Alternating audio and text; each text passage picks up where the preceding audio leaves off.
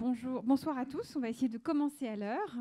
Donc, je suis très heureuse de vous accueillir au nom de La République En Marche pour cette 4e conférence de ce cycle de conférences organisées par le pôle ID du mouvement. Et cette fois-ci consacrée à réinventer la démocratie pour répondre à la crise de confiance. C'est un sujet brûlant en France après les Gilets jaunes, après le grand débat, après pendant cette convention citoyenne sur le climat. Mais c'est une question brûlante également dans de grandes démocraties européennes.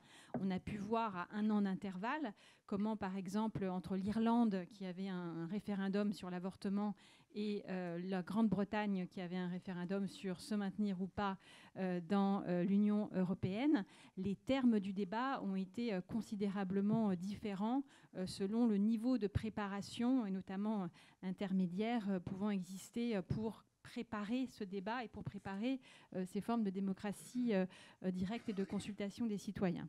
Donc nous avons un panel qui promet, je pense, des interventions intéressantes, à la fois ponctuelles des uns et des autres, et puis surtout une interaction avec vous, public, qui êtes venus en force et nombreux pour parler de ces questions.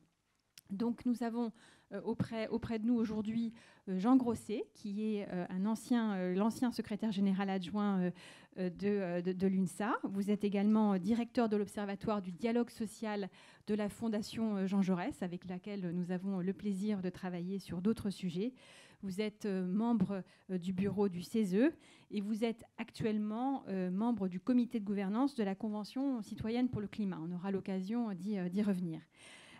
Chloé Ridel, vous êtes haut fonctionnaire, mais vous êtes également cofondatrice du collectif Mieux Voter, qui a pour objectif de promouvoir un nouveau type de scrutin, le jugement majoritaire. Et vous nous en parlerez et on aura plaisir également à vous entendre sur la crise de représentation démocratique. Et enfin, Quentin Sauzet, vous êtes directeur au sein d'une banque d'affaires spécialisée sur les marchés émergents africains. Et vous avez également, vous êtes coprésident, j'allais dire cofondateur, vous êtes coprésident de Démocratie Ouverte, qui est un collectif, une organisation qui a été créée en 2012, il y a quelques années, et qui est un regroupement d'acteurs, d'associations qui militent pour une démocratie plus transparente, participative, collaborative. Et on va voir ce que ça veut dire très concrètement dans les propositions que vous pouvez faire, puisque vous avez également été rédacteur d'un rapport pour Terra Nova. Donc vous voyez qu'on est très œcuménique dans la capacité à travailler avec tous les think tanks français. Donc on va commencer par des interventions 5 minutes chacun. Je vais être le gardienne du timing pour pouvoir vraiment avoir ce temps d'échange avec la salle.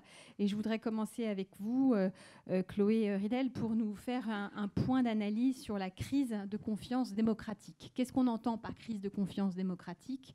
Comment elle se manifeste? Merci beaucoup, donc ça fonctionne, excellent. Merci de votre invitation.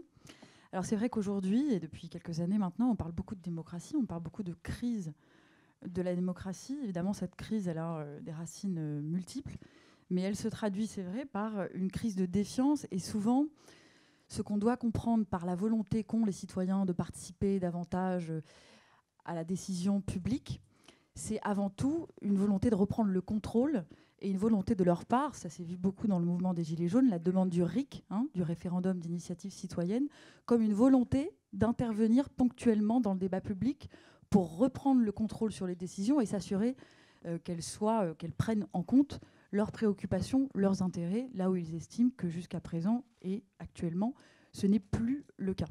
Donc je crois qu'il ne faut pas confondre ce que traduit cette demande de participation. Ce n'est pas toujours la demande de participer tout le temps et de manière continue à la décision publique, même si on pourrait en discuter, mais je pense que c'est souhaitable. Mais c'est une volonté de reprise de contrôle et je crois aussi que ça signale un cycle de repolitisation assez important des citoyens français. C'est typique des moments de crise, quand on ressent qu'il y a une urgence à agir, que ce soit une urgence économique, écologique, sociale. Les citoyens se remettent à s'intéresser à la politique et à vouloir eux-mêmes, quelque part, reprendre leur destin en main. Donc dans ce contexte, je crois que c'est très important de regarder et de s'intéresser à la démocratie, aux innovations démocratiques. On n'en parle pas assez. Et quand on parle d'innovation, on pense plus volontiers à la technologie, à l'Internet, à toutes sortes de choses que les gouvernements financent, mais pas à la démocratie. Innovation démocratique, ça paraît quasiment être un oxymore. Or, la démocratie, ça coûte de l'argent et ça demande du temps, mais ça n'a pas de prix. Et parmi ces innovations démocratiques, j'en promeus une dans le cadre d'une association que j'ai fondée il y a 2 ans qui s'appelle Mieux voter, qui est une nouvelle méthode de vote, d'accord, qui s'appelle le jugement majoritaire et qui révolutionne tout à fait la manière dont nous votons. Plutôt que nous demander de choisir un candidat lors d'une élection parmi un certain nombre de candidats, avec le jugement majoritaire, vous allez évaluer l'ensemble des candidats, vous allez vous donner votre opinion sur l'ensemble des candidats à partir d'une échelle commune de mention allant de excellent à rejeter. Donc il y a excellent, très bien, bien, passable, insuffisant, etc. Et vous pouvez comme ça évaluer tous les candidats. Je pourrais en parler davantage avec vous, vous expliquer comment fonctionne cette méthode, quels sont ses avantages, ses apports, en quoi elles répondent à une demande sociale aujourd'hui, notamment parce qu'elle annule le phénomène de vote utile, d'accord ? Puisque dans la mesure où vous évaluez les candidats indépendamment des uns des autres, il n'y a plus de vote utile. Le vote blanc non plus n'a plus lieu d'être. Mais cet exemple d'innovation démocratique très concrète, parce que je pense qu'aujourd'hui, on a besoin de ces solutions très concrètes, et c'est ce que je pense une grande partie des citoyens recherchent. Il y en a plein d'autres, peut-être qu'on en parlera ce soir, mais il y a des méthodes comme le budget participatif, les référendums locaux, ou encore le formidable exemple de la Convention citoyenne pour le climat. Dans les 5 minutes, c'est bon ? Justement, on en parle, c'est une magnifique transition sur la Convention citoyenne sur le climat. Donc, la Convention citoyenne sur le climat. Jean, vous y assistez, vous n'êtes pas le seul d'ailleurs, puisque nous avons également un autre membre. Comment ça se passe ? Déjà, vous peut-être restituer le cadre, pourquoi, comment ça s'organise et quelles sont les grandes lignes qui se dessinent ? La composition de cette convention citoyenne, ce sont 150 femmes et hommes tirés au sort de façon extrêmement large, en respectant ce qui est on essaie d'avoir une image, projeter une image du pays. Voilà. Première chose. Deuxième chose, le sujet qui est donné est un sujet malgré tout assez complexe. Je le dis parce que moi je suis au CESE et on avait choisi ce lieu parce qu'il y a déjà des millions de femmes et d'hommes engagés dans les organisations au CESE, et c'est une réflexion à avoir sur la thématique. C'est pas une question de société comme celle de l'Irlande, IVG ou pas. C'est une question compliquée sur l'émission des gaz à effet de serre et la transition climatique et la bataille pour un climat, lutte contre le réchauffement climatique. Les femmes et les hommes qui participent à cette réflexion générale sont extrêmement motivés. Nous avons très peu d'absents et il y a un travail extrêmement intéressant. Ce travail, nous l'avons découpé pour rendre les choses les plus concrètes possibles en 5 groupes de travail. Se loger, se déplacer, se nourrir, produire, travailler et consommer, avec 2 grandes questions transversales, le financement et les éléments constitutionnels. C'est à la fois extrêmement passionnant, extrêmement intéressant. Le président de la République est venu vendredi dernier. Alors, il y a une formule, parce qu'on discutera après, une fois qu'on a ça, de la relation de ces formes de démocratie participative avec la Constitution française. C'est une chose qui est très importante. Mais cela étant, le président de la République a trouvé cette formule qui a ses bons et ses mauvais côtés, qui s'appelle « Je reprendrai sans filtre ». Donc c'est une réflexion à avoir, il l'a pris comme telle. La question a été posée d'ailleurs. Donc l'expérience est intéressante. Là, nous en sommes à une situation où les femmes et les hommes qui participent à ce travail, dans les groupes, y compris en plénière, doivent formuler un certain nombre de propositions. Alors, vous savez, il y a beaucoup de critiques qui ont été faites là-dessus. Un certain nombre de gens ont dit « Mais pour qui vous prenez-vous ? Vous n'allez pas remplacer les climatologues, le GIEC ?» Et si vous avez suivi une émission l'autre soir assez intéressante, je crois que c'était Ce Politique, je crois, où il y avait quelqu'un du conseil qui s'appelle M. Bougrain-Dubourg, qui est très engagé à la LPO, Défense des oiseaux, et qui discutait avec une lycéenne qui était membre de la Convention citoyenne. Et il sortait à juste titre les rapports qu'ils avaient faits. Et la jeune femme disait très simplement, mais on ne va rien réinventer. On ne nous demande pas dans une convention citoyenne de se substituer à Jean Jouzel ou à des climatologues de renom. On nous demande une seule chose, il sort un rapport, et la jeune femme lui dit « mais je l'ai lu ». Donc on vous demande une seule chose, c'est de faire un choix de citoyen en disant quelles sont les priorités. Alors, en aucun cas, ça ne se substitue ni aux élus, ni au suffrage universel. C'est un élément supplémentaire pour que justement on puisse associer les citoyens à cette réflexion. J'avais juste une demande de précision sur cette convention. D'abord, parce que j'ai entendu plusieurs versions. Est-ce que ces citoyens étaient tirés au sort ou est-ce que c'était sur la base d'un très large échantillon de gens qui s'étaient portés volontaires ? Vraiment tirés au sort. Les citoyens sont tirés au sort, vraiment, voilà, vraiment. Avec un vrai travail. Comme un membre de jury populaire, en fait. Après, voilà. On discutera, pas comme le jury populaire, on discutera sur ce que questionne cette forme de tirage au sort. Mais c'est un vrai tirage au sort. Voilà. Et la deuxième question, parce qu'il y a une vraie technicité autour de ces sujets, comment c'est concrètement fait la formation raisonnable pour qu'il y ait un jugement éduqué sur ces sujets sans être un expert? Parce que c'est ça le problème de la confiscation de ces débats techniques par des experts, sans pour autant avoir un jugement raisonné. C'est une des difficultés, en sachant qu'il y a quand même une prise de conscience extrêmement importante sur les questions climatiques, qui va voir les manifestations de jeunes, et ainsi de suite. Ça. Bon. Mais pour qu'on ait quand même, j'allais dire, un minimum de possibilités de choix, il y a d'abord le ministère de la Transition écologique qui fournit à tout le monde ce qui existe. Parce que si vous dites, par exemple, travaillons sur les investissements verts, il faudrait mieux savoir ce qui existe et pas penser à ses seules impressions. Ce qui nécessite un vrai travail. Hein. Bon, ce qui fait partie de notre réflexion. Donc vous avez un matériel qui est donné de façon la plus vulgarisée possible, avec des fiches sur ce qui existe. Vous avez ce qu'on appelle un groupe d'appui. Sur chacune des questions travaillées, ce que je vous ai dit tout à l'heure, vous avez des femmes et des hommes plutôt connaissant ces questions, qui répondent aux demandes des citoyens, qui ne leur rédigent pas leurs choses, mais qui leur donnent les éléments de compréhension. Nous avons fait en sorte aussi d'avoir sur des sujets ce qu'on appelle des controverses. Des femmes ou des hommes, économistes, climatologues, économistes du climat, qui donnent des points de vue différents pour que les citoyens ou citoyennes se fassent le meilleur choix possible avec ces éléments de connaissance. Et enfin, nous avons aussi un comité légistique avec des conseillères d'État, des juristes du climat, qui transposent ce qu'ont proposé les femmes et les hommes dans ces groupes de travail pour essayer de répondre à la demande du président de la République, qui est une demande d'une dizaine de propositions. Alors là, je vous donne comment ça se passe. Après, on a tout un tas de questions qu'on peut se poser là-dessus, mais voilà comment ça se déroule. Enfin, on est ensemble là-dedans, je crois que ça se passe. Le comité de gouvernance a associé, vous avez un comité de gouvernance, c'est un nom qu'on a trouvé, bon, on peut en trouver d'autres, mais qui essaie que ça se tienne normalement avec l'administration du CESE, que les gens soient accueillis. C'est une logistique quand même, hein. Les personnes qui viennent, elles y passent du temps, elles sont indemnisées, on prend en charge tout, ce qui est tout à fait normal, un peu comme les jurys d'assises. Et comment dire, on fait en sorte dans ce comité de gouvernance d'avoir y compris des sensibilités différentes.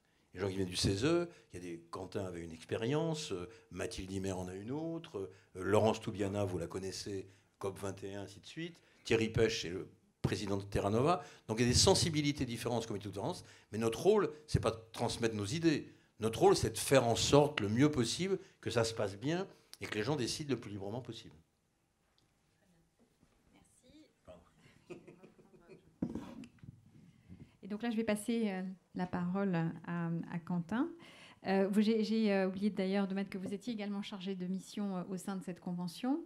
Et la question que j'ai envie de vous poser, c'est à partir effectivement des propositions qui ont été déjà émises, à partir de cette expérience en temps réel, quelles sont selon vous les perspectives de ces nouvelles formes de démocratie? Comment peuvent-elles éclore, se développer et être également testées sur leur efficacité sur le long terme? Merci de nous avoir invités déjà pour parler de ce sujet. Puis merci à vous de nous donner un peu de temps et de vous y intéresser. Je vais essayer de desserrer la focale un tout petit peu parce que c'est pas l'envie qui me manque de parler de la convention en détail. Mais je vais essayer quand même d'abord de répondre vraiment à votre question. Et d'abord, je voulais savoir, parce que là, maintenant, vous y êtes un peu initié, mais qui avait entendu parler de la convention avant de venir ce soir? Tout le monde avait entendu parler ou... Je sais pas, bah oui. Donc donc quand même, vous êtes un public initié. Donc on va pouvoir aller un peu plus dans le détail, je pense, dans les questions-réponses et répondre à vos interrogations. Je crois qu'il y a un léger biais de sélection, puisqu'effectivement, malheureusement, la Convention n'est pas assez connue encore dans le territoire. Ça, c'est des éléments qu'on couvrira.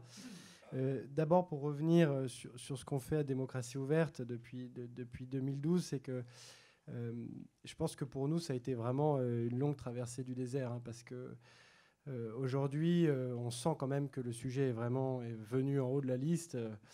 Je pense que les Gilets jaunes ont vraiment mis en lumière, en fait, comme une déflagration, hein, la crise démocratique, mais qui était latente. Hein. C'est pas sur ce mandat que ça se joue. Ça fait plusieurs mandats, hein, qu'il y a un glissement progressif avec une 5e République qui est vraiment très fatiguée. Je veux dire, les députés de l'ancienne majorité en partie ont fini déprimés, c'est-à-dire coincés entre être un godillot ou être un frondeur. Donc c'est plus long que ça, et c'est vrai que quand on allait d'abord voir les parties prenantes en leur expliquant un peu ce qui se passait, on nous disait mais vous en rajoutez un peu quand même, ça va pas si mal, regardez à l'étranger, etc. Et je pense que vraiment là-dessus, les Gilets jaunes ont permis à tous de bien comprendre ce qui s'y jouait, avec toutes les réserves qu'il faut prendre, hein, sur la représentativité de ce mouvement, etc. Mais ça a été en tout cas pour beaucoup un déclic. Et dans la genèse un peu de la Convention citoyenne, on a, nous, dans le cadre évidemment du grand débat, qui encore une fois assez partisan et puis c'est détracteur, hein, c'est à moitié vide ou à moitié plein.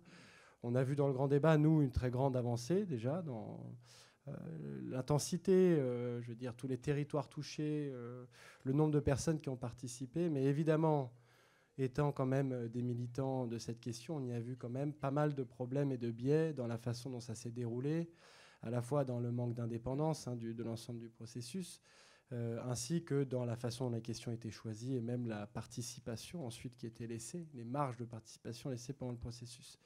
Donc on s'est évidemment, on a fait un observatoire du grand débat qui a permis de relever un peu ces différents points, mais on sentait bien que... Oui.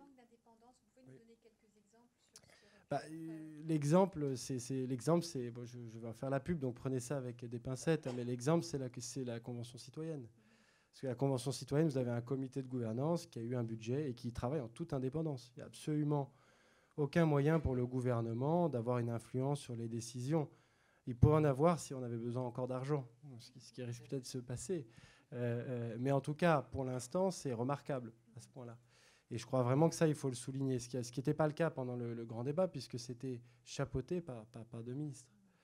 Ce qui, évidemment, pose un problème pour les gens qui sont, évidemment, en opposition avec le gouvernement. C'est-à-dire que tout de suite, et c'était trop facile de dire, mais vous voyez, c'est de toute façon une initiative dirigée par des ministres, pourquoi je vais y participer? C'est pipé depuis le départ. Je ne dis pas que ça l'était, hein, et je vous donne le sentiment des gens qui n'attendaient que ça pour, évidemment, se mettre en porte-à-faux.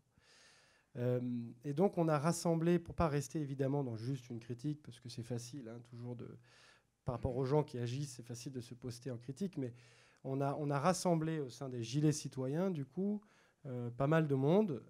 Priscilla Ludowski était la leader Gilet jaune très tournée vers l'environnement, qui a lancé la pétition au départ sur le prix au carburant, le prix à la pompe des carburants.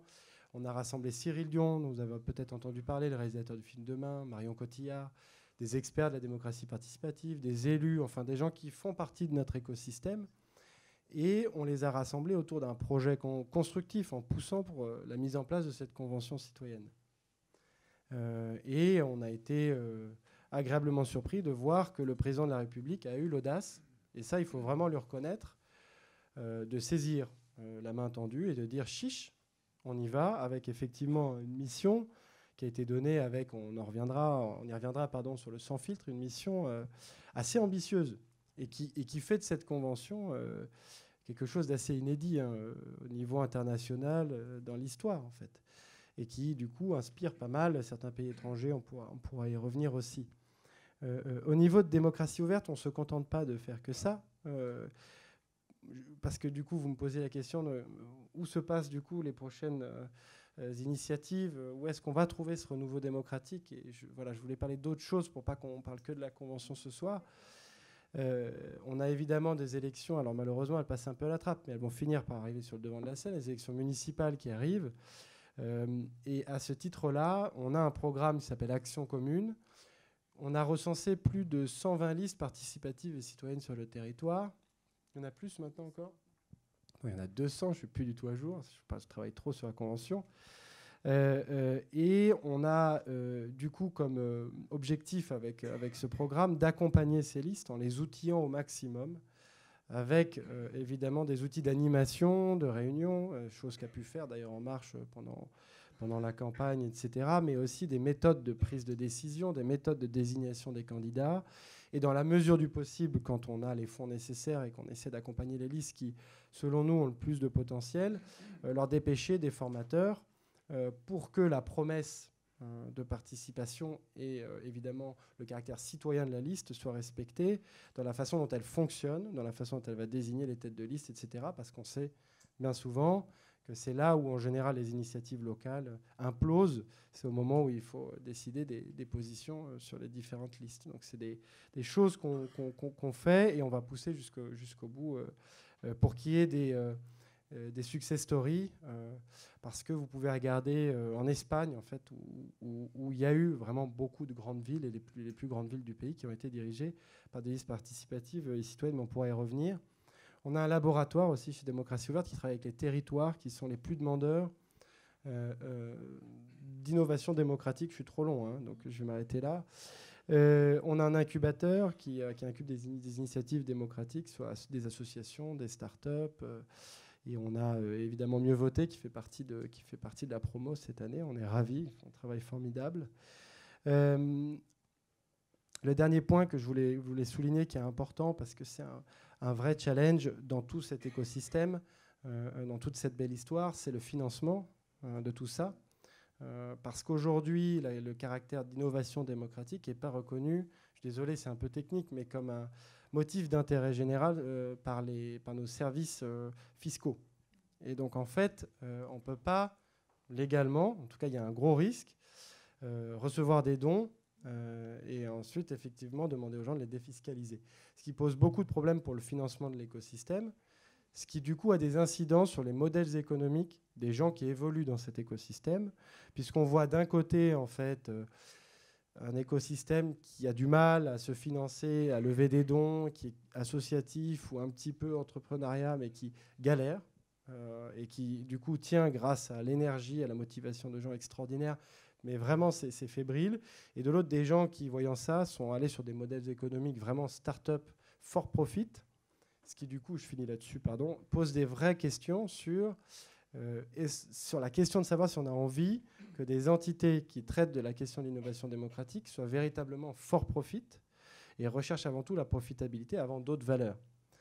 Et donc, vraiment, il y a certaines grosses startups qui sont en train d'émerger, notamment une qui a été sollicitée dans le cadre du grand débat pour faire la plateforme en ligne, où, et là, je me pose quelques questions, notamment sur l'ouverture de leur code et la façon dont on prend en compte les votes sur les plateformes. Parce que devenant des gros outils de décision de politique publique, vous n'accepteriez pas de voter dans une urne qui est opaque. Et de la même façon, ces outils numériques peuvent être une formidable chance, mais il faut faire attention à être de la même rigueur vis-à-vis des outils de vote et de participation.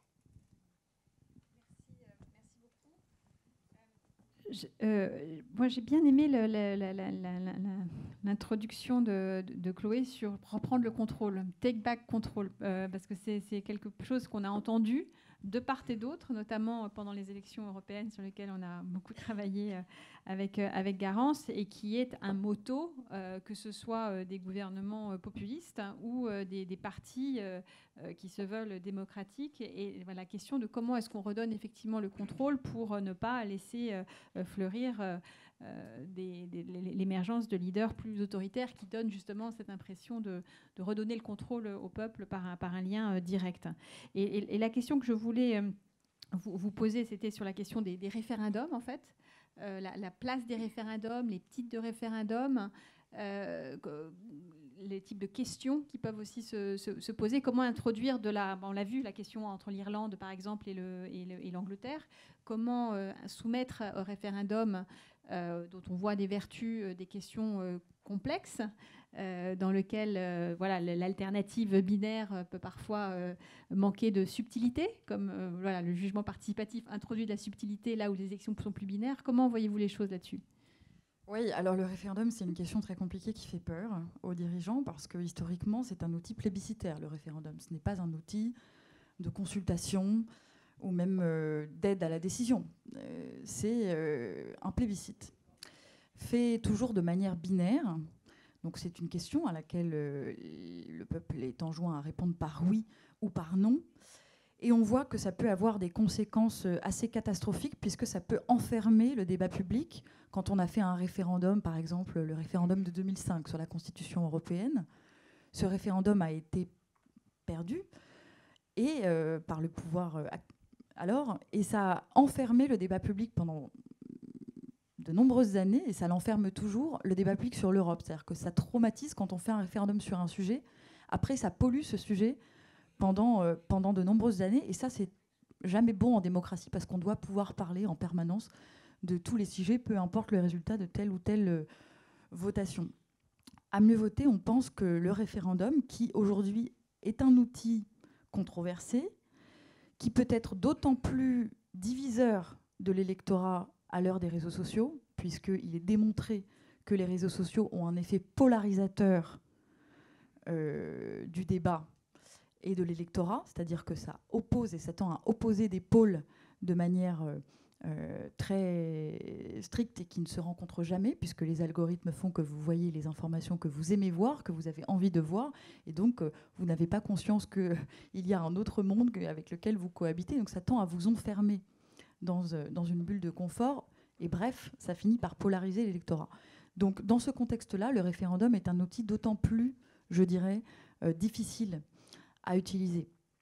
Nous, on avait fait une proposition dans le cadre du grand débat pour essayer d'améliorer le référendum et le transformer en ce qu'on appelle, nous, un préférendum, qui est simplement un référendum à choix multiples où vous pouvez évaluer les options à l'aide du jugement majoritaire. Donc au lieu de dire oui ou non pour ou contre l'aéroport de Notre-Dame-des-Landes, vous allez faire un préférendum avec plusieurs alternatives d'aménagement de l'espace Notre-Dame-des-Landes, un aéroport, un projet de je ne sais quoi, de centre commercial, etc. Et vous allez pouvoir évaluer l'ensemble des options avec le jugement majoritaire. C'est une manière, pour nous, beaucoup plus intelligente de faire le référendum au niveau local comme au niveau national, parce qu'après, vous avez une vision beaucoup plus précise de ce que pense l'opinion. Vous êtes forcé à formuler plusieurs alternatives et vous évitez les situations de blocage qu'on a vues dans le cadre du Brexit, où là, vous avez une situation typique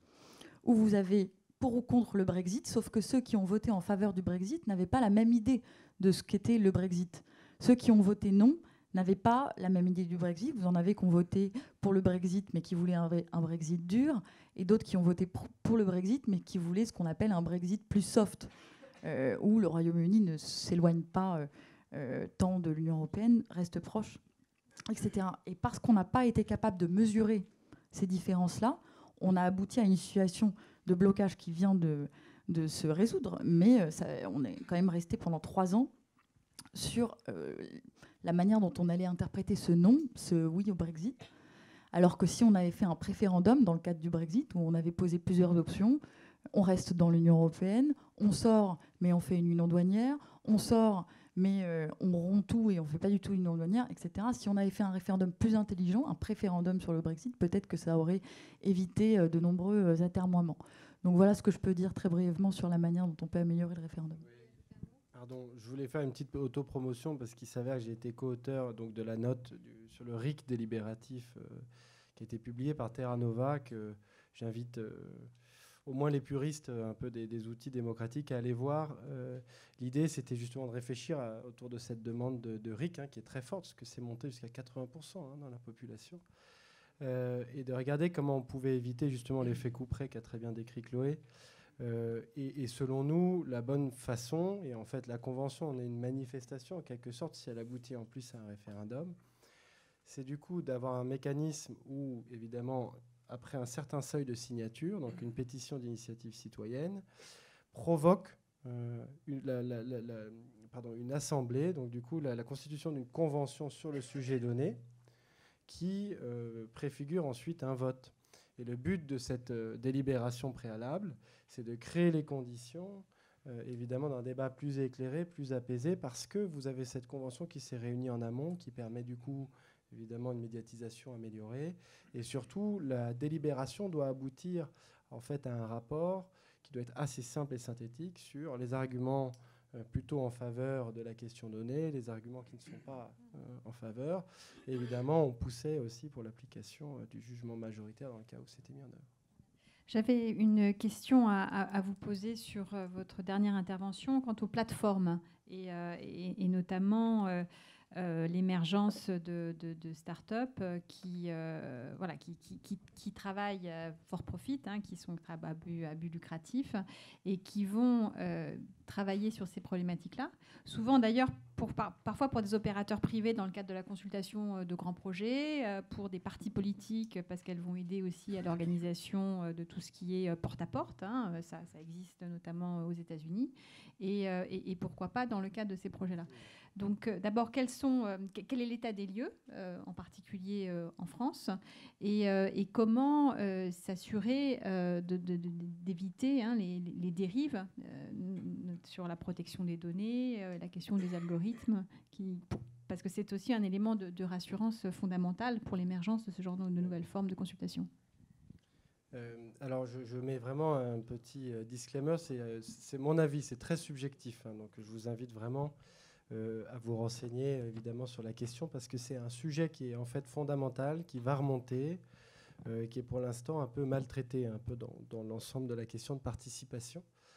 Je pense qu'il faut toujours avoir à l'esprit, vu l'importance que ça prend, de faire le parallèle tout le temps entre un bureau de vote physique et ce qui se passe en ligne. Parce que si on a ça en tête, on arrive à raisonner un peu plus clairement. Pour le paysage, c'est assez simple. Enfin, il y a aujourd'hui 3 acteurs principaux qui font ça sérieusement. Il y en a un qui s'appelle Make.org. Alors lui, c'est pas vraiment des consultations fines avec des votes, etc. C'est des petites questions qui sont posées. Ça ressemble plus à un sondage. Mais ils ont une grosse force de frappe. Ils ont levé beaucoup d'argent. Ils travaillent avec beaucoup de groupes privés. Et ils sont présents, ils ont des gros partenariats médias, ça a été créé par quelqu'un de Publicis avant, donc il sait très bien faire. Mais disons que ce n'est pas un outil de consultation à proprement parler, c'est plus un outil quasi-sondage en ligne. Ensuite, vous avez évidemment Cap Collectif, qui est donc la plateforme qui est très souvent utilisée par le gouvernement, par le CESE, etc. Ils ont une plateforme qui est vraiment superbe, qui tourne bien, et c'est des gens très compétents. Mais il y a un problème selon moi, et je commençais à en parler tout à l'heure, c'est vraiment la question, sans rentrer trop dans la technique, mais du code. Moi, je ne suis pas un fanat absolu de l'open source, mais il faudrait qu'à minima déjà, au moins, le code sur la partie du mécanisme de vote soit ouvert. Parce que vous voyez, sinon, moi, je n'ai pas confiance. Et encore une fois, je ne juge pas leurs actions, et je suis sûr qu'ils ne le font pas. Mais on ne peut pas s'en remettre à un acteur privé sur des questions de vote en ligne qui, aujourd'hui, fondent des grandes décisions de politique publique. Et ensuite, vous avez un troisième acteur qui s'appelle Open Source Politics, qui utilise, lui, un logiciel qui est totalement open source, qui a été développé par la ville de Barcelone. Oui, ils sont français.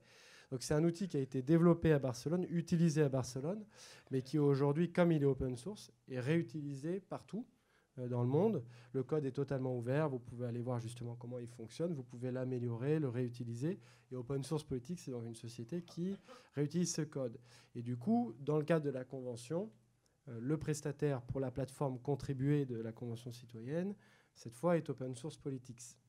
D'accord, très bien. Donc on voit que ce sera des sujets très, très prégnants si on veut développer ces innovations démocratiques. Oui, parce que, et pour finir de vous répondre, pardon, il y a aussi cette question qui est importante, parce qu'elle est passée à la trappe, et j'ai pas eu le temps, moi, de bouger un peu là-dessus, je le regrette.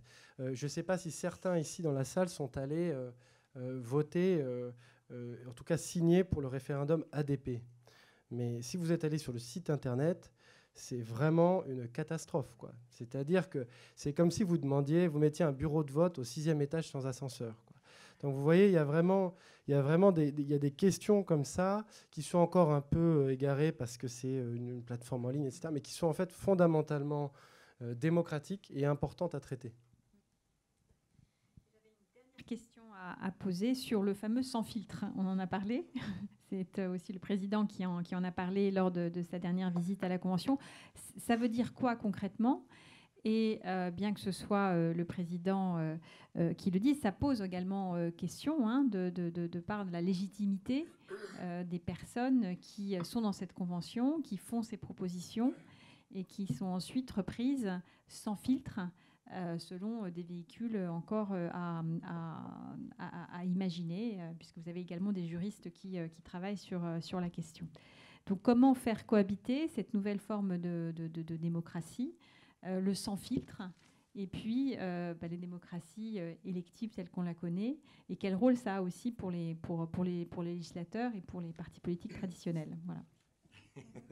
Alors, la formulation sans filtre est faite dans un contexte particulier, conférence de presse du 25 avril. Je reprendrai sans filtre et je confierai au CESE l'organisation de convention citoyenne. Moi, je pense que cette formule est assez ambiguë. Je le dis dès le départ. C'est fait comme tel. Ça posera une autre question sur laquelle je reviendrai ensuite. Parce que sans filtre, d'ailleurs, quand Édouard Philippe est venu la première fois pour installer la convention, de nombreuses questions lui ont été posées et il répondait dans le cadre de cette question compliquée. C'est une formulation à l'emporte-pièce, à un moment donné, dans une crise particulière. Bien évidemment, à ce moment-là, on vous répond, mais il y a une constitution, il y a une assemblée, et sans fil se fera dans ce cadre de cette constitution d'assemblée. Mais ça pose un autre problème, dont je pense qu'il y a une ambiguïté. Par contre, qu'il faille, lorsqu'on réunit des femmes et des hommes dans une convention, dans une conférence de consensus, dans des tas il n'y a pas que la convention citoyenne comme forme de participation citoyenne. Au Conseil, nous, on a fait des commissions temporaires au milieu du grand débat avec des citoyens tirés au sort. Donc il y a plein de formes. Il n'y a pas que celle-là. Et d'ailleurs, on réfléchit sur est-ce que 150, cette forme de tirage au sort, il y a plein de choses à réfléchir. Sinon, on rentre dans une religion, c'est ça et c'est parfait. Bon, il faudrait mieux essayer de rester lucide sur les travaux que nous faisons. Eh bien, ça pose une autre question, plus fondamentale. La Constitution que nous avons est-elle compatible avec la participation citoyenne ?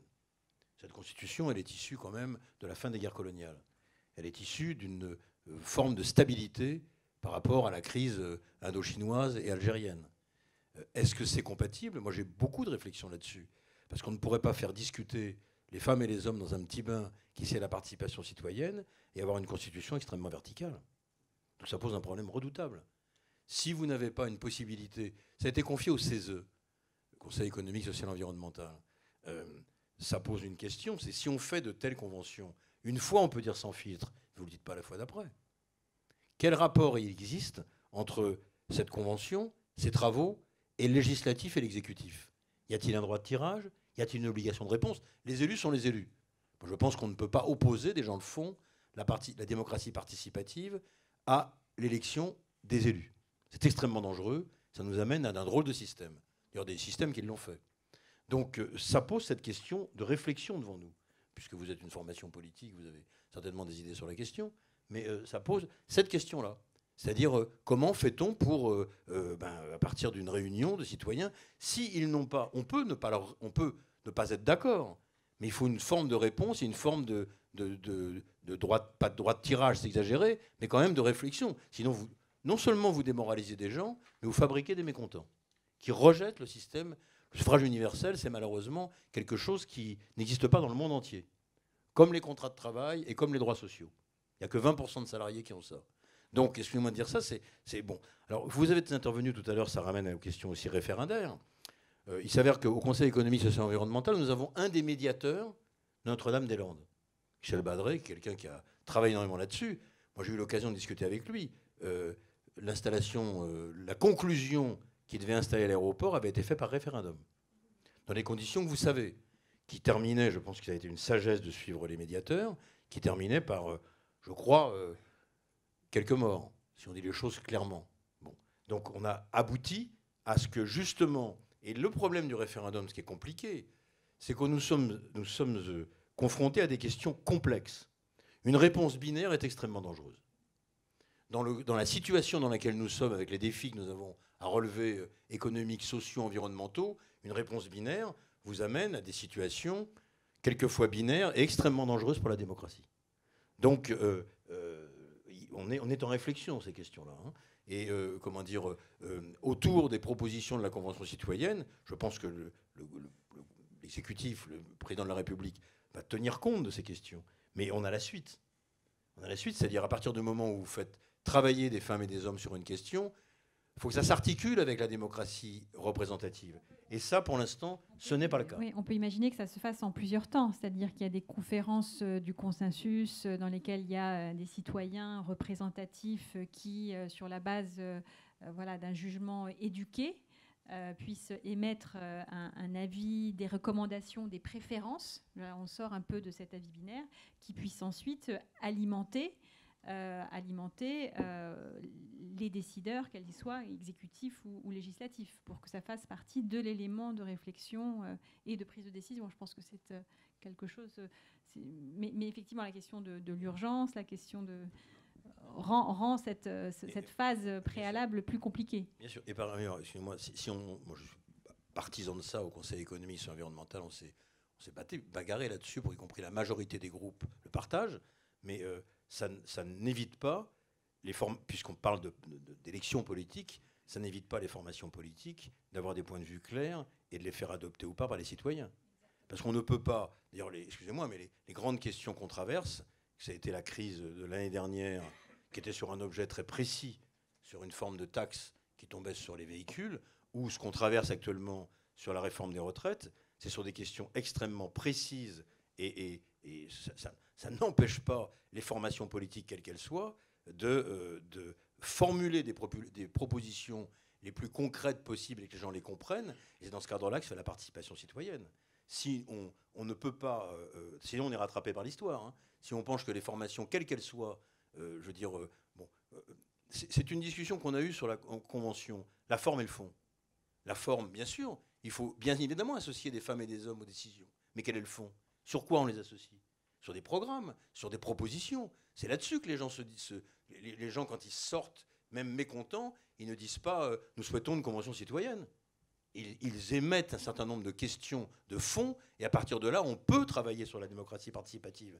Mais si on pense que c'est la forme qui emballe tout, on va avoir des rôles de surprise. Hein.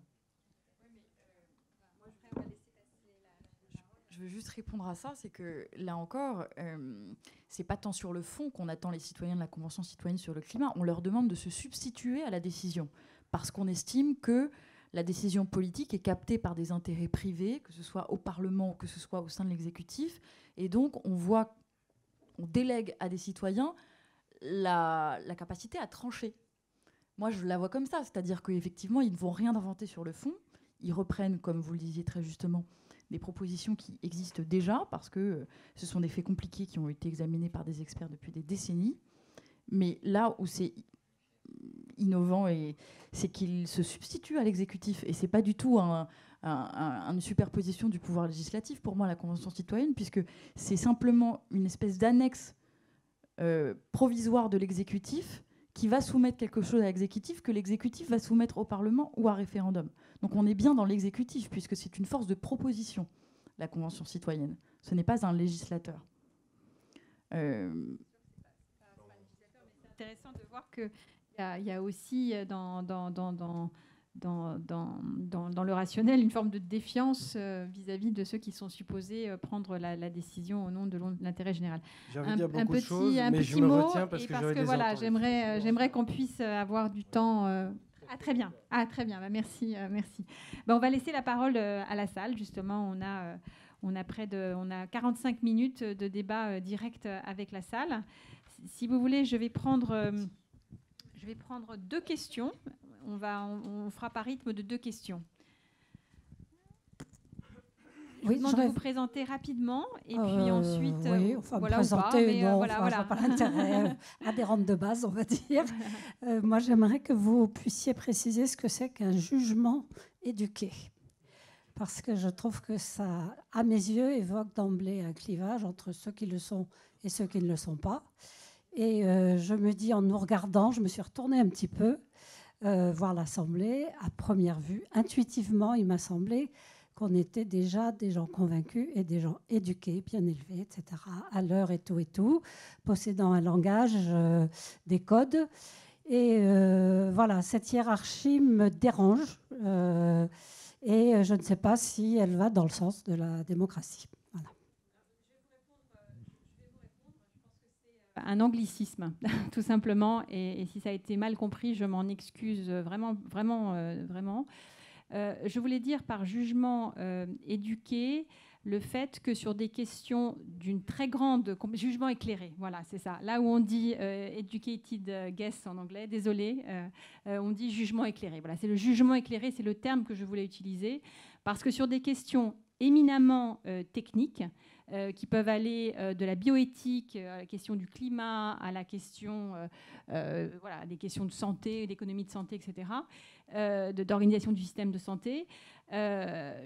On veut que ces décisions soient prises sur les avantages et les inconvénients et en connaissance de cause des avantages et des inconvénients de chacune des grandes options. Et on veut savoir, sans nécessairement être un expert, parce que le problème, c'est que tous ces débats ont souvent été confisqués au nom de la technicité, au nom de l'expertise, alors qu'un citoyen éclairé doit pouvoir se saisir de tous ces débats.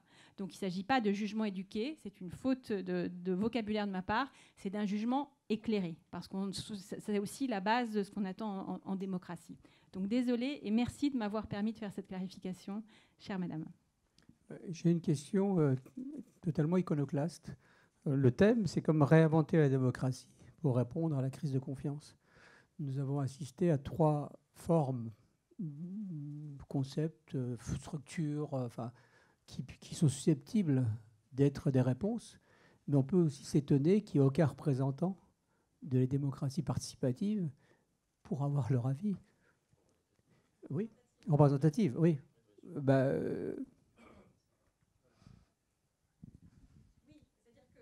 Rénover la démocratie, ça fait partie des sujets qu'on peut avoir également sur l'évolution de la Constitution, et ça peut faire partie des prochains panels qui pourront être organisés. Là, on voulait vraiment prendre le temps de pouvoir voir ce que c'est que ces nouvelles formes de démocratie, concrètement, comment est-ce que ça marche, quelles pourraient être ces propositions, les avantages, les risques.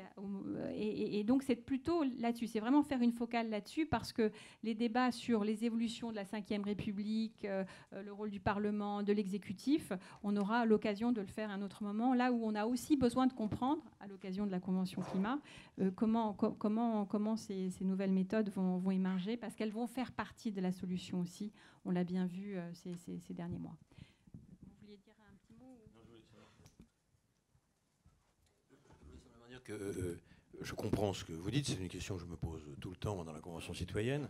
Simplement, il y a un morceau de démocratie représentative par le Conseil économique, social et environnemental. Nous avons, je crois, quand on totalise les gens qui sont engagés au Conseil, je ferai grâce de la mutualité où tout le monde adhère à une complémentaire sans le choisir vraiment, parce que vous savez pourquoi, adhère à une complémentaire, on doit représenter en termes de personnes engagées 13 ou 14 millions de femmes et d'hommes qui sont engagés. C'est une forme de démocratie représentative déjà. Et c'est une discussion d'ailleurs pour la raison pour laquelle le président de la République l'a mis au CESE. C'est une réflexion à avoir. Vous avez déjà un certain nombre de gens. Après, sur l'autre question, c'est le choix qui avait été fait de travailler sur ces formes qui existent aujourd'hui, notamment la Convention citoyenne. Je partage votre analyse.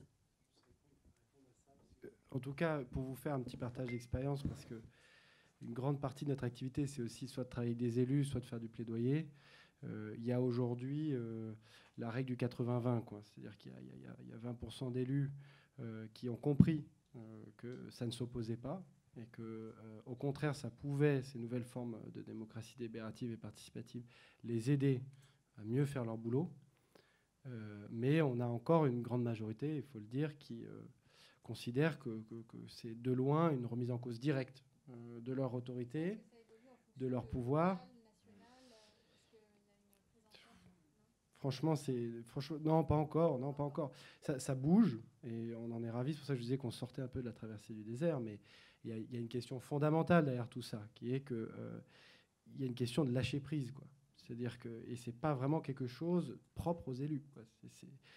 malheureusement, les règles du jeu actuelles font que pour arriver tout en haut et pour être élu, ce n'est pas les valeurs plutôt de lâcher prise, d'horizontalité qui sont mises en avant. Et donc, en fait, c'est une citation que j'aime bien, qu'on m'a léguée dans une formation sur les organisations souhaitables. C'est qu'en fait, vous mettez le Dalai Lama, vous mettez Sœur Teresa et vous mettez le pape au Monopoly. À la fin de la partie, il y en a un qui éclate tous les autres. Et donc, en fait, si vous ne changez pas les règles du jeu, globalement, vous avez toujours la même conclusion. Donc, c'est pour ça qu'on essaie de les interroger. On est très heureux qu'il y ait des élus qui sentent ça, qui soient à l'initiative. Il y a vraiment des gens formidables. Mais on est encore loin du compte, quoi. Il y a vraiment du boulot là-dessus. Prendre d'autres questions. 2 questions. Alors, monsieur. Oui, moi je voudrais poser une question directe à Chloé. Je ne connais pas du tout votre projet, et moi, je le découvre ce soir. J'ai bien compris comment se passerait le vote. Quelle est la préparation en amont ? C'est-à-dire comment vous choisissez les candidats. On a vu au présidentiel que ça posait quelques problèmes. Donc voilà, c'est ma question de ce soir. Oui, très bien. Ben, je vous remercie de votre question qui va me permettre d'expliquer un peu plus, parce que tout à l'heure, j'ai été dans une introduction très rapide et je n'ai pas pu faire une présentation qui vous permet d'avoir une idée claire de comment cela fonctionne. Il faut d'abord partir de la manière dont on vote aujourd'hui, qui est une méthode héritée en fait du XVIIIe siècle, des débuts de la démocratie, où on a commencé à tout bousculer et à dire maintenant on va avoir des élections où une personne égale une voix et où toutes ces voix doivent être égales les unes entre elles. Et des mathématiciens français d'ailleurs s'étaient saisis de cette question de l'élection pour dire comment est-ce qu'à partir de préférences individuelles on parvient à une préférence collective qui soit cohérente et qui reflète bien chacune des préférences individuelles. Ils ont examiné le vote par classement. Ils ont trouvé des tas de paradoxes, des cas où il n'y avait pas de gagnant, on ne pouvait pas trouver de gagnant. Ils ont examiné le vote qu'on a actuellement, où on nous demande de choisir un candidat, puis on additionne les voix pour chaque candidat et où celui qui a plus de 50% des voix remporte l'élection. Là aussi, de nombreux paradoxes. Nous, on arrive avec une idée qui s'appelle le jugement majoritaire et qui répond à l'ensemble de ces paradoxes, qui a été inventé là aussi par 2 mathématiciens français et qui a fait l'objet d'un premier livre aux presses du MIT aux États-Unis et que nous tâchons de promouvoir en France depuis 2 ans maintenant, mais qui prend beaucoup d'ampleur. Pourquoi ? Parce que la manière dont nous votons aujourd'hui crée beaucoup de frustration. Quand vous votez, vous devez donner votre voix à un candidat sans pouvoir dire ce que vous pensez du candidat pour lequel vous votez. Est-ce que vous votez pour lui par adhésion ? Est-ce que vous votez pour lui par vote utile ? Est-ce que vous votez pour lui par rejet d'un autre candidat ? Ça, vous ne pouvez pas l'indiquer. Et tous ces votes, qui sont complètement différents, sont comptés comme des votes de soutien au candidat pour lequel vous votez. Puis surtout, vous ne pouvez pas dire ce que vous pensez des autres candidats qui se présentent, alors même que plusieurs candidats peuvent être égaux à vos yeux, alors même que vous pouvez avoir envie d'exprimer votre rejet à l'encontre d'un candidat. Et notre élection, qu'est-ce qu'elle fait ? Elle réduit la légitimité d'un candidat au nombre de gens qui le soutiennent. On va dire, Marine Le Pen arrive 2e au classement général de l'élection parce qu'il y a 20% de gens qui la soutiennent. Oui, mais on ne prend pas en compte le nombre de gens qui la rejettent, le nombre de gens qui sont indifférents. Or, pour vraiment mesurer, si une élection doit servir à mesurer le soutien de l'opinion pour un candidat, on ne peut pas simplement considérer le nombre des gens qui soutiennent, il faut aussi considérer les rejets, les indifférences, etc. Avec le jugement majoritaire, vous devez donner votre opinion sur l'ensemble des candidats qui se présentent à l'élection en leur attribuant une mention. Et cette mention, vous pouvez la donner avec des nuances. C'est une échelle qui va de très bien à rejeter. Vous pouvez donner les mêmes mentions à l'ensemble des candidats si vous le souhaitez. Vous pouvez mettre très bien à tout le monde ou à plusieurs candidats si vous jugez qu'ils sont égaux à vos yeux. Et surtout, vous pouvez rejeter des candidats. Et donc, ça rend obsolète le vote blanc, puisque si on pense que le vote blanc est une marque de rejet, là, vous pouvez l'exprimer dans le cadre républicain de l'élection. Donc, on pense que c'est aussi un mode de scrutin qui va ramener des gens à l'élection. Comment s'organise une élection ? J'ai envie de dire comme actuellement, avec la différence que, déjà, le résultat, la manière de calculer le résultat est différent. tous les candidats ont le même nombre de voix, d'accord, puisqu'ils sont évalués par tout le monde. C'est le candidat le mieux évalué par une majorité qui remporte l'élection. Pour chaque candidat, on va arriver à ce qu'on appelle un profil de mérite, où on verra concrètement ce que pense l'opinion de ce candidat. On va avoir Emmanuel Macron, par exemple, qui va avoir 25% de gens qui pensent qu'il est très bien, 20% de gens qui pensent qu'il est bien, 10% qui pensent qu'il est passable, X% à rejeter, etc. Et à partir de ce profil de mérite-là, on va déterminer quelle est la mention majoritaire du candidat, c'est-à-dire la mention qui met tout le monde d'accord, qui ne trouve pas de majorité contre elle. Et ça permet d'échapper à un phénomène que les militants En Marche, je pense, auquel ils sont sensibles, notamment à Paris, c'est le phénomène du vote utile. Et le paradoxe qui fait qu'en fonction du nombre de candidats à une élection, eh ben, le résultat peut changer. C'est ce que vous connaissez avec la candidature de Benjamin Griveaux, qui est empêchée, du moins largement compromise, par la candidature de Villani. Avec le jugement majoritaire, vu que vous évaluez les candidats les uns indépendamment des autres, vous n'avez plus le problème de vote utile et vous n'avez plus ce paradoxe qui est appelé par la science paradoxe d'Arrow. Mais les résultats seraient bien différents et je pense que si un institut de sondage aujourd'hui faisait un sondage sur les candidats à la municipale de Paris avec le jugement majoritaire, on aurait un classement différent. Je ne sais pas si j'ai répondu à votre question. On voit bien l'attrait de votre proposition sur la question du rejet du candidat. Il y a la question de la gouvernabilité en cas de vote utile. Parce que quelque part, ça pourrait conduire à une forme de moindre légitimité ou d'un candidat qui aurait été élu par vote utile parce qu'il y a un rejet de l'autre candidat. Est-ce que c'est-à-dire qu'au deuxième tour, si on passe parce qu'on voit bien que ça marche bien pour une élection à 2 tours. Donc là, le premier tour, quelque part, on émet sa préférence, même s'il peut y avoir des effets de vote utile aussi. Il peut y avoir des effets de vote utile aussi, tout à fait. Mais au deuxième tour, quelque part, vous pondérez le vote des 2 candidats en fonction de soutien. Vous voyez ce que je veux dire? Comment ça se passe au deuxième tour?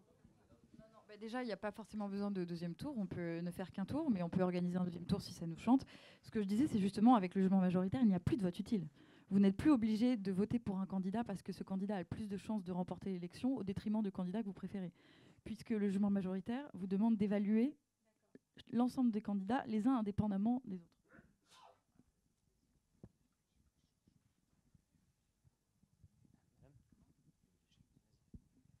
Est-ce qu'il n'y a pas avec ce système un risque... D'autres questions, s'il vous plaît. Alors voilà, micro et puis allez-y. Oui, est-ce qu'il n'y a pas avec ce système un risque d'éparpillement et de majorité introuvable ensuite, par exemple au niveau du Parlement? Non. Ça, c'était... et monsieur qui avait cette question, monsieur devant, oui. Bonjour, moi je voudrais rebondir sur le jugement anecdotique de Quentin, tout à l'heure sur les personnes et sur les valeurs. Est-ce que le débat que l'on traite sur les instruments n'occulte pas le débat des comportements et des valeurs? Alors, on va d'abord répondre à la question de l'éparpillement par rapport à votre proposition. Je peux développer un peu si vous voulez. Ah oui.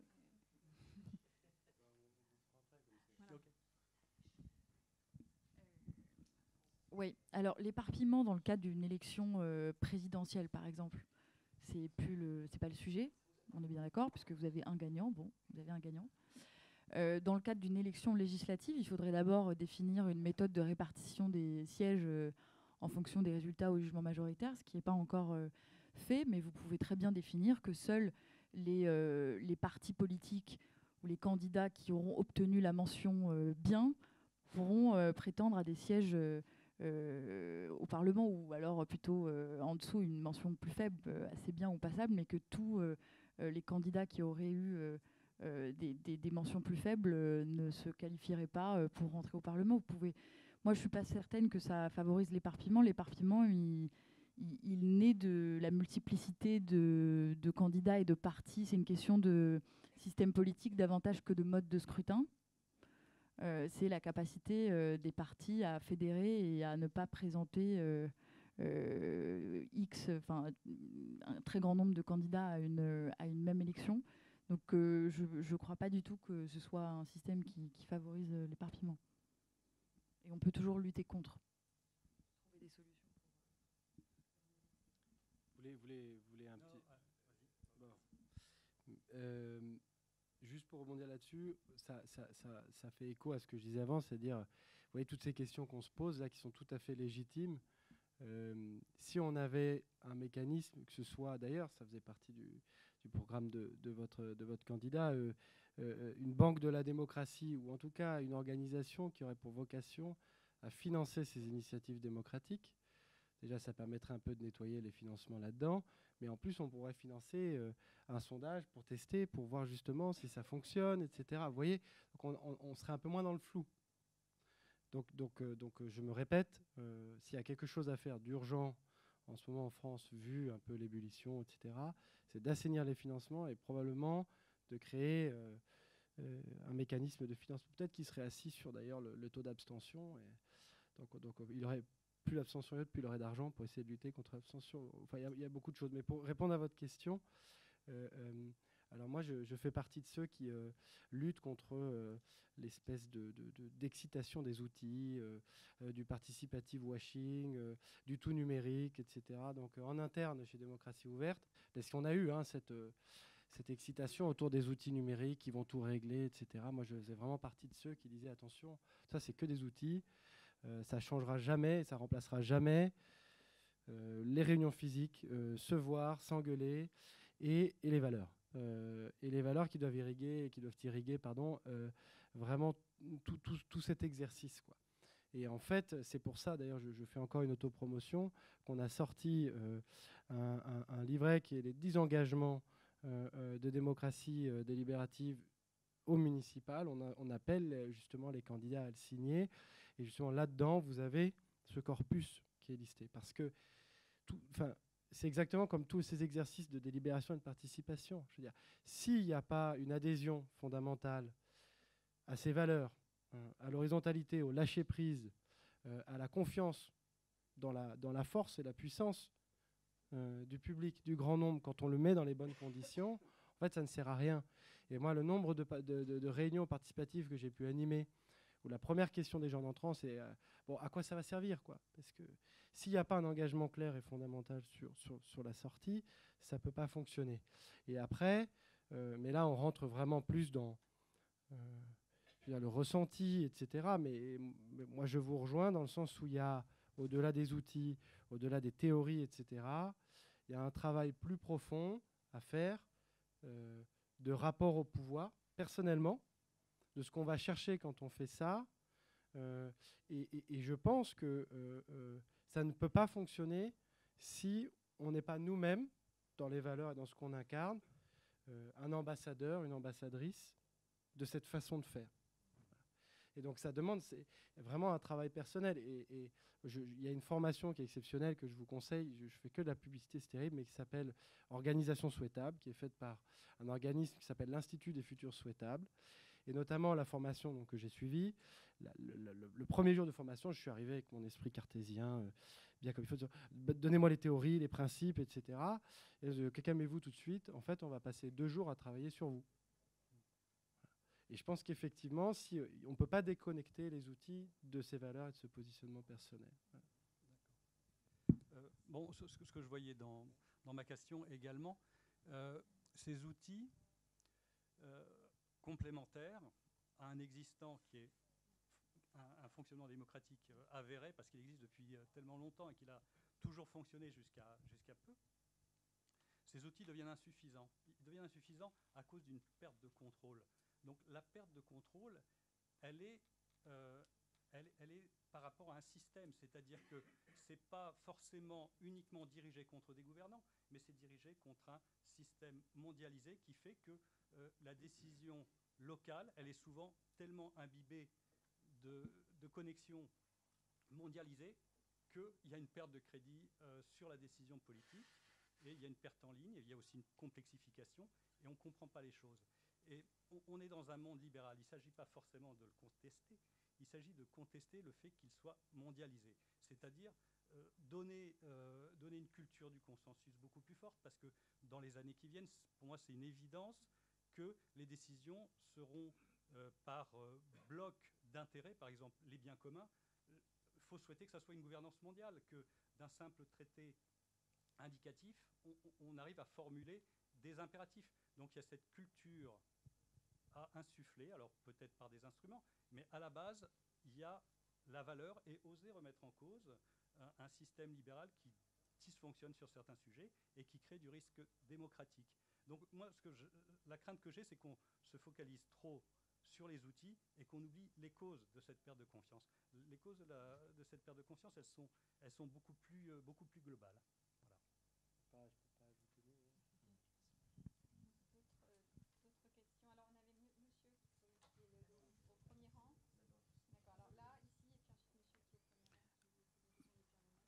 Bonsoir. Donc, le point que je voulais souligner un petit peu, c'était pas simplement les outils. Donc, effectivement, je suis tout à fait d'accord. Le système démocratique n'est pas dans la bonne temporalité. C'est-à-dire qu'on est sur des 5 ans, sur des 5 ans d'élections. Je pense que les choses vont beaucoup plus vite. Il y a une rapidité. Donc, il devra y avoir un va-et-vient beaucoup plus rapide entre élus et citoyens. Ça, c'est le premier point. Je reviens sur la notion de consensus ou de coopération. On est dans une transition extrêmement forte qui fait très peur. Les gens sont perdus. Et dans ce cadre-là, je pense qu'un élément essentiel, c'est l'information et l'éducation. Et la Convention citoyenne est un élément assez illustratif. C'est-à-dire que la première des choses qui a été faite est de dire, d'informer et de mettre tout le monde au même niveau de connaissance de la situation, de façon factuelle et de façon posée. Ce qui crée déjà un ciment essentiel. Actuellement, les fake news, les informations manipulées, les polémiques embrouillent complètement l'information. Et donc, pourquoi pas développer très souvent, rapidement, même sur les retraites par exemple, des conventions citoyennes pour éduquer, informer correctement et faire un ciment. Deuxième point, je pense que la démocratie actuellement ne tiendra que s'il y a une éducation de tout le monde beaucoup plus forte et surtout un accord, une convention d'aller ensemble, de coopérer pour aller dans le même sens. Je ne sais pas si tous les Français, d'ailleurs ceux qui sont français, veulent aller dans le même sens de façon très large, mais je pense qu'il n'y a plus de contrat social français. Et cette partie-là est essentielle. Il y a eu des débats, notamment il y a un Américain qui s'appelle Ron Frey, qui a beaucoup travaillé sur ce sujet-là, qui est sur la coopération et donc sur ce ciment au niveau des municipalités, au niveau des entreprises, qui fait travailler les gens ensemble pour avancer ensemble et créer une dynamique. Ça, je pense que c'est peut-être une des clés.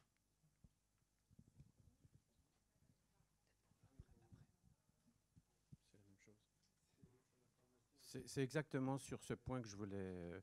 J'aimerais vous entendre sur le rôle des médias, parce qu'un jugement éclairé, là, personne n'a parlé des médias, donc je veux rebondir sur ce qui vient d'être dit, l'éducation et le rôle et la responsabilité des médias.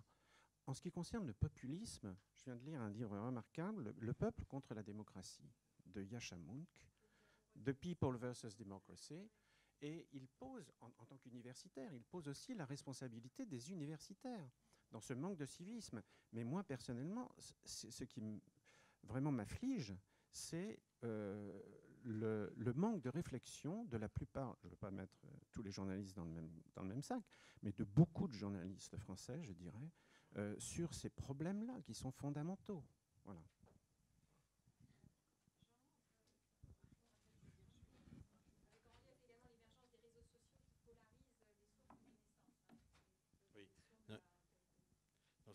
Sur deux aspects, vous êtes intervenu tout à l'heure sur les éléments de... Enfin, éducation, c'est un peu prétentieux pour la Convention, mais au moins d'essayer de donner à toutes les femmes et les hommes qui sont là un certain nombre de points de connaissance du dossier. Parce que, bon, et ça, c'est fondamental, vous avez totalement raison, pour que les gens se fassent leur jugement. Et c'est un peu, j'allais dire, à l'opposé de ce qui se passe sur les réseaux sociaux, mais tous ne sont pas négatifs non plus. Il ne faut pas rejeter des choses là. Tout dépend. On en revient souvent, excusez-moi d'insister là-dessus, sur fondamentalement les questions de contenu. Vous ne pouvez pas. Tous les éléments de démocratie participative doivent permettre effectivement des éléments de connaissance plus importantes, des éléments de participation pour que les gens ne se sentent pas délaissés par les décisions publiques. Mais vous faites allusion aux retraites. C'est intéressant parce que d'abord, il y a une plateforme, il y a eu des débats participatifs dans toute la France, ça n'a pas empêché le conflit. On pourrait revenir là-dessus, il a fait écrire un article, d'ailleurs je donnais 2 éléments fondamentaux du programme du président, il n'y aura pas de mesure d'âge, il n'y aura pas de perdant. Je dis ça parce que c'est extrêmement important quand on réfléchit après au débat qu'il y a dans une société. Il faut donner tous les éléments de démocratie participative, mais à un moment donné, il y a le choc des idées, il y a le choc des propositions, il y a la confrontation. Alors, plus on donne des connaissances, plus on permet, plus les gens sont libres de décider. Mais après, les gens... Alors, je ne parle pas des violences et des choses totalitaires qui se passent dans un certain nombre de locaux, hein, évidemment. C'est pas nouveau, malheureusement. Hein, mais je ne parle pas de ça. Je parle qu'à un moment donné, il y a des confrontations. Et évidemment, plus on va vers des éléments de... La convention, c'est un élément parmi d'autres. Ce n'est pas le seul, hein, pour permettre à des gens d'accéder. Et d'ailleurs, alors que c'est une image, comment dire, c'est une coupe momentanée de la société. Je suis modeste sur ces questions. On a quand même... C'est bien, mais on n'a pas inventé la Lune, quoi. Je veux dire, excusez-moi de dire ça. C'est très bien de faire ça. Il faut rester même modeste dans cet exercice. Hein. Bon, il y a d'autres gens qui font plein d'autres choses intéressantes. Mais même dans cette convention, vu la manière dont ça se passe, c'est à l'image du pays, vous avez des gens qui ont des points de vue très différents. Mais ça se passe bien. Ça se passe bien. Quand je dis ça se passe bien, je ne suis pas angélique. Au moment où on va voter, il y aura des confrontations. Il y a des gens qui s'expriment durement. Mais regardez, dernière chose, le président est arrivé. Je terminerai là-dessus. C'est un contexte un peu particulier. Ça ne vous a pas échappé. Il y avait 150 personnes. Il y a eu un débat sur est-ce qu'il devait venir ou pas. Mais comme il y a cet état d'esprit de discussion, de connaissance, de respect mutuel, la discussion avec le président de la République, alors beaucoup de gens devaient penser des tas de choses sur ce qui se passait, c'est passé normalement, très correctement. Donc c'est l'intérêt de ça sur la connaissance et les possibilités que les gens soient pris en compte aussi. Et quand je sois pris en compte, je termine là-dessus, vous avez des tas de gens qui disent dans cette convention, non seulement c'est très important pour eux, mais je ne pensais pas que je pourrais faire ça dans ma vie, quoi. Ce qu'a dit la jeune femme l'autre fois, la lycéenne, en disant, j'en ai parlé à mon grand-père, et je me disais, je ne suis pas assez intelligente pour aller dans cette convention. Et elle dit, ben si, je suis respectée aussi. Ça fait partie du respect de la dignité des gens. En laissant ça à sa place, hein. Comprenez bien mon point de vue, moi. Je respecte les députés et les sénateurs qui sont élus, hein. Les femmes et les hommes qui sont élus, qui ont une tâche difficile. Mais ça fait partie d'un maillon très important. Juste sur cette question de l'information, on a fait un travail il y a maintenant 1 an qui s'appelait Algo Transparency sur YouTube. Et en fait, avec des copains développeurs, on a fait tourner des bots sur YouTube pour voir en fait en combien de temps vous faisiez recommander du contenu qui était faux, conspirationniste, climato-sceptique, etc. Et en fait, j'en reviens, je sais que je radote, mais au problème du modèle économique. En fait, en 4 à 5 vidéos, vous avez ça. Et pourquoi ? Parce que leur algorithme a une seule mission, c'est vous faire rester le plus longtemps possible sur la plateforme. Comme ça, vous bouffez de la publicité. Et pour vous faire rester le plus longtemps, en fait, ce qui marche, c'est le contenu cache. Si on vous explique la vérité, qui est toujours subtile, compliquée, nuancée, etc., c'est emmerdant, en fait. Alors que si on vous explique que tout le problème économique est un problème en fait de monnaie, parce qu'en fait il y a eu un décret en 72 qui explique, et bien là vous adorez en fait, vous voyez. Et donc en fait il y a un problème fondamental sur comment ou pas. Il y a un problème fondamental de modèle économique, et il faut accepter que maintenant les gens s'éduquent sur YouTube. C'est-à-dire il faut arrêter de rêver, et donc fondamentalement il va falloir un moment reprendre les rênes de ça, parce que ça pose des problèmes démocratiques profonds. L'autre conviction, c'est que...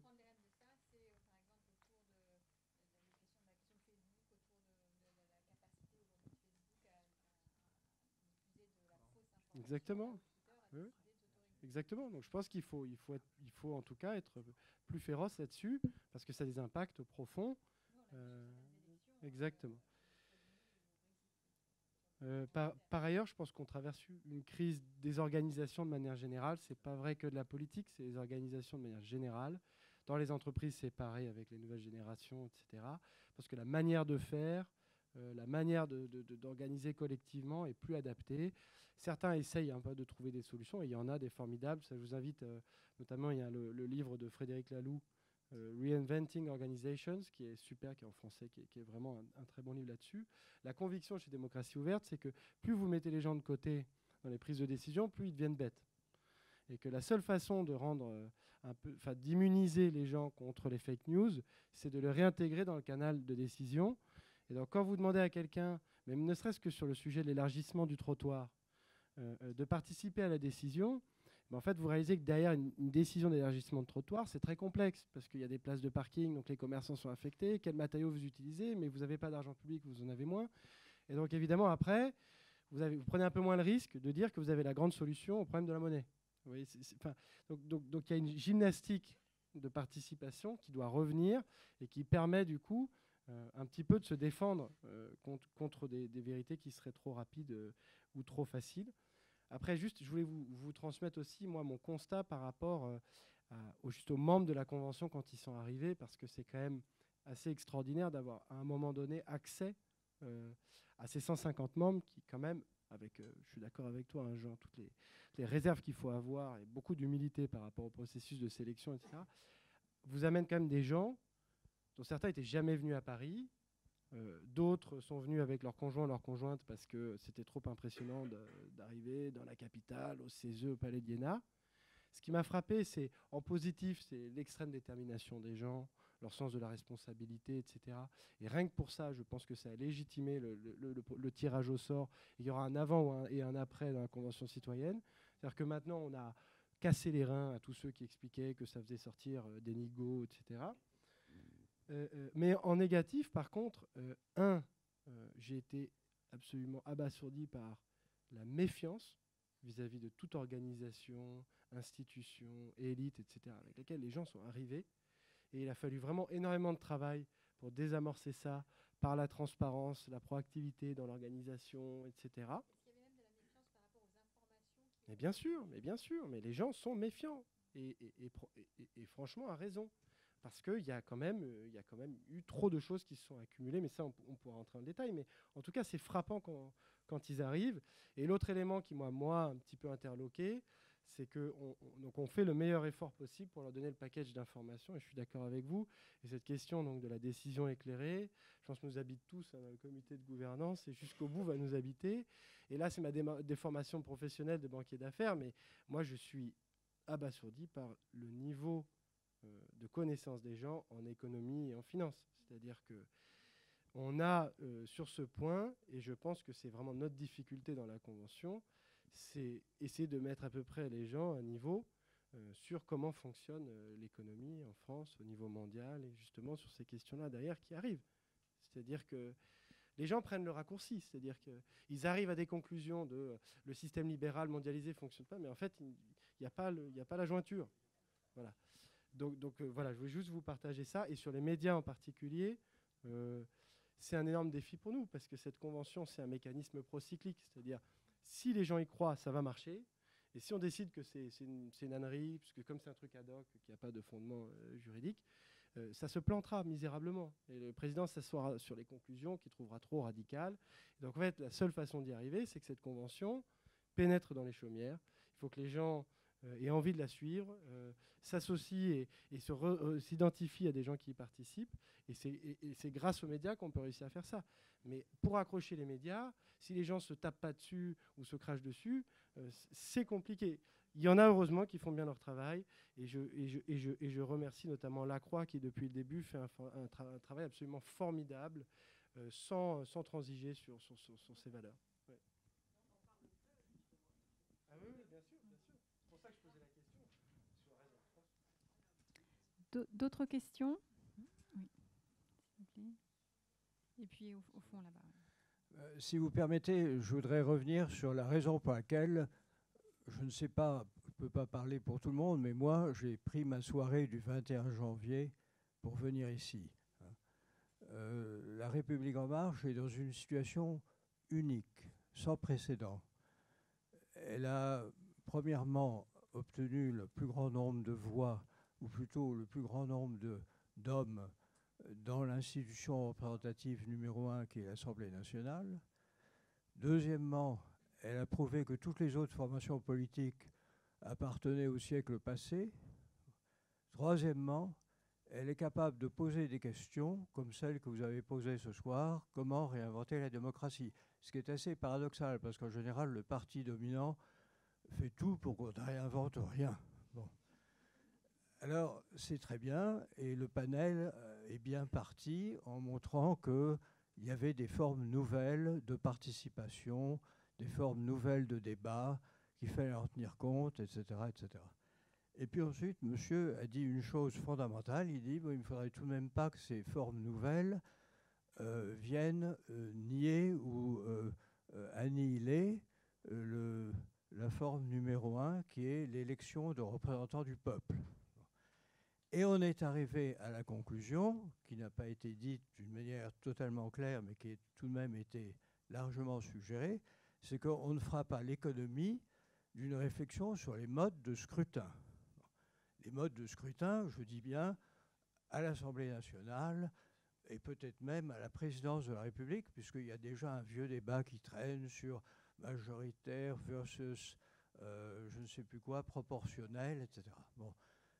On a parlé de l'Angleterre. Les Anglais ont un système à un tour qui donne des résultats beaucoup plus brutaux que le nôtre qui est à 2 tours.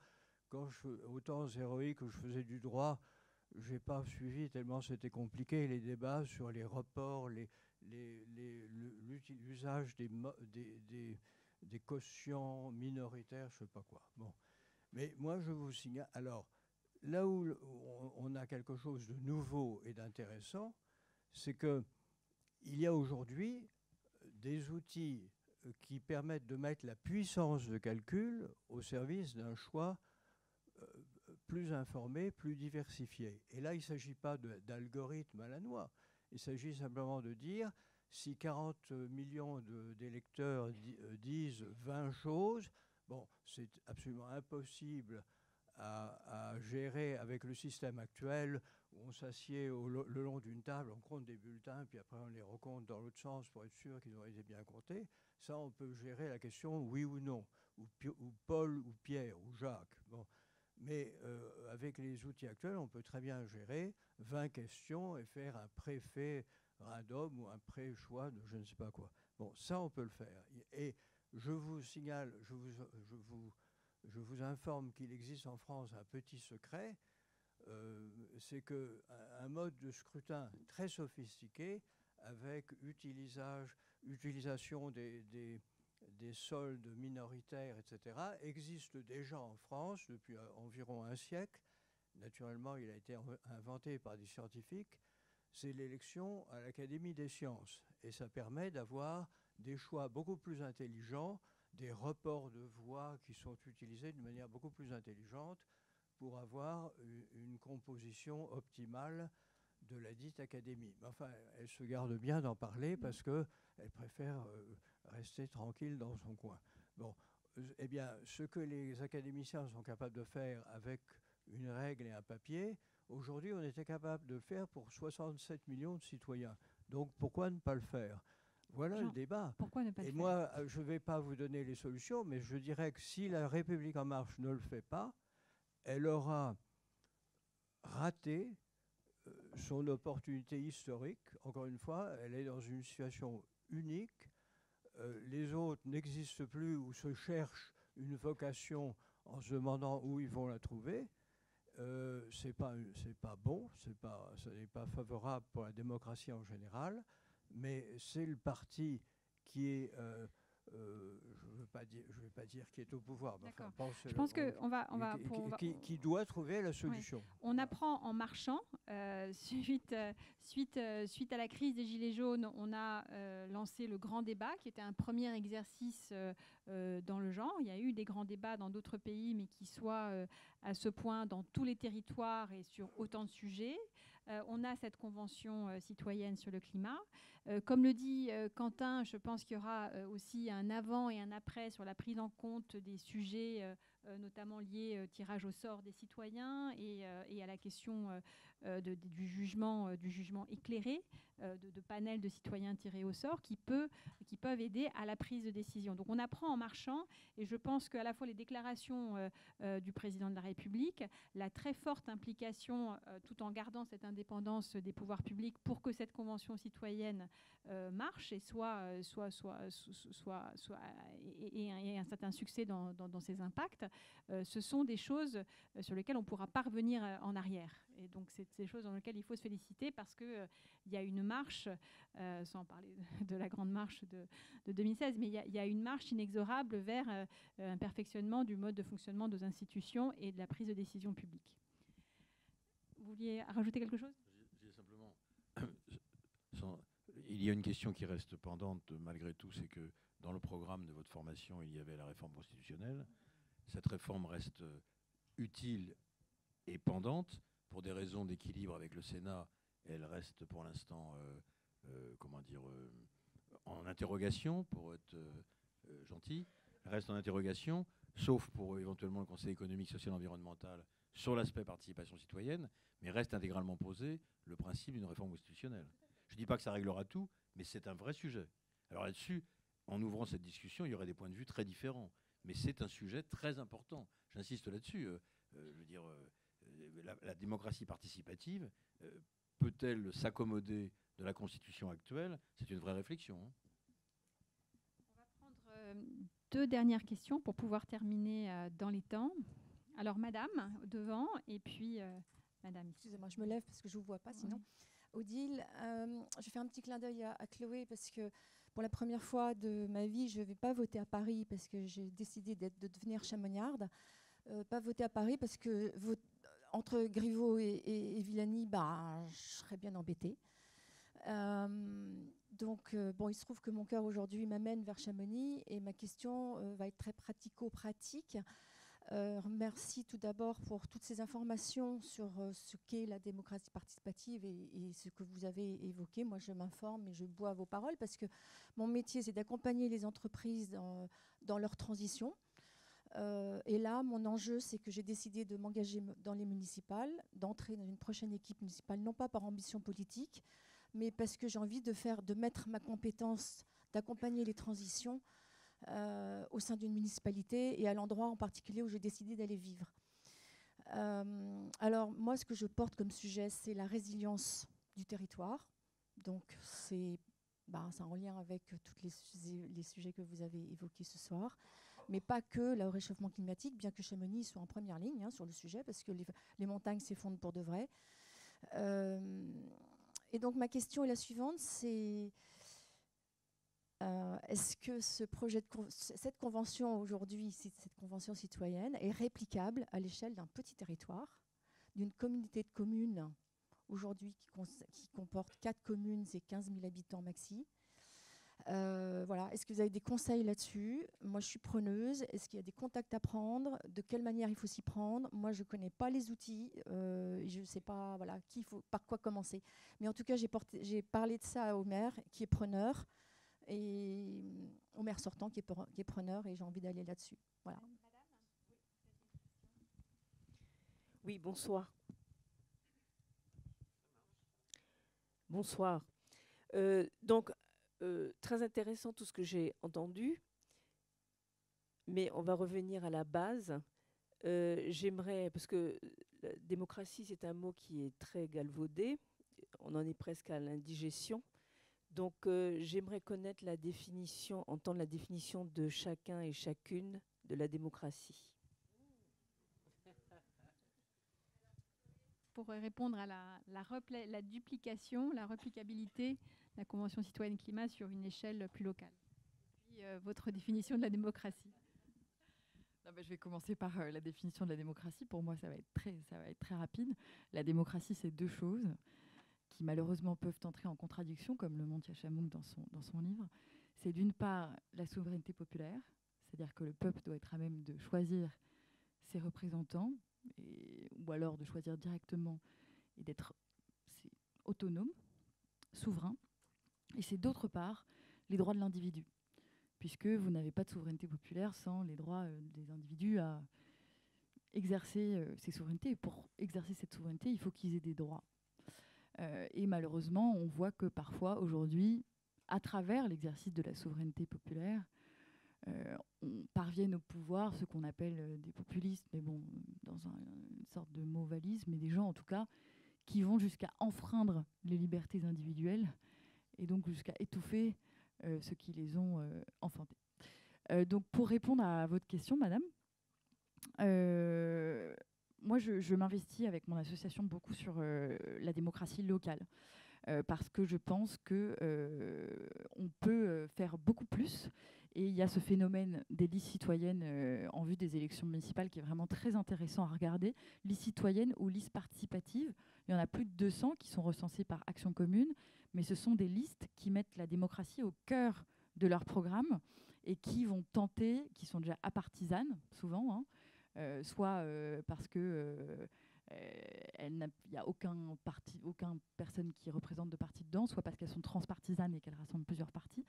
Mais toujours est-il qu'elles traduisent une volonté de pouvoir essayer de changer les choses et d'incarner une alternative au niveau local.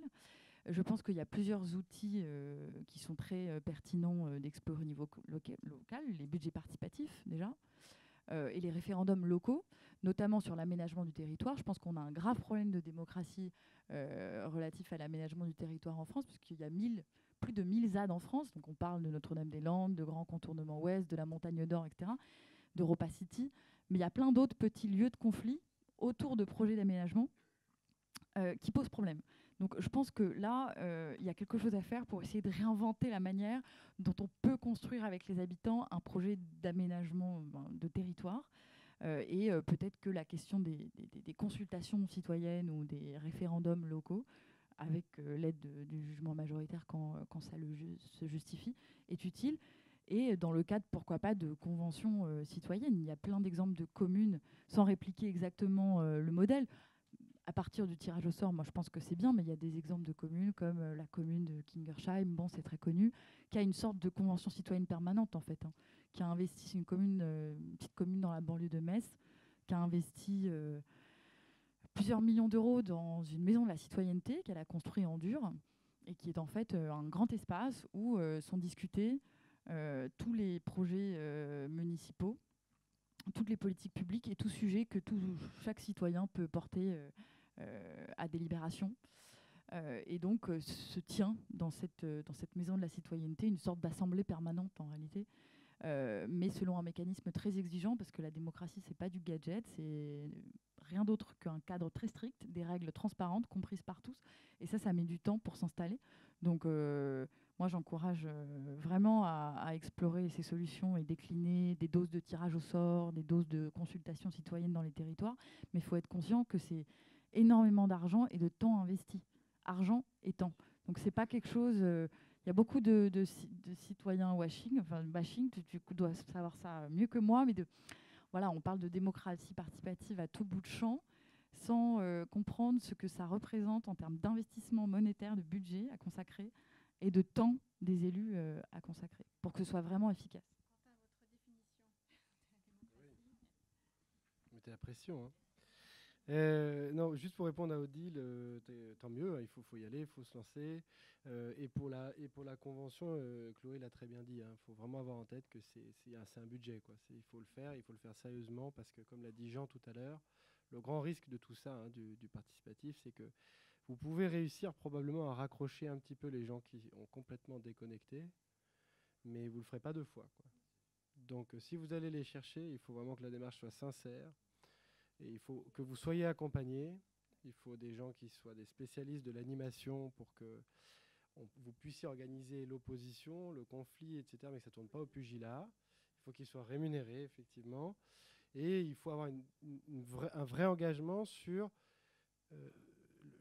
ce qui va être fait de ce qui va en sortir. J'insiste là-dessus, mais c'est vraiment la clé. Sinon, les gens ne viendront pas.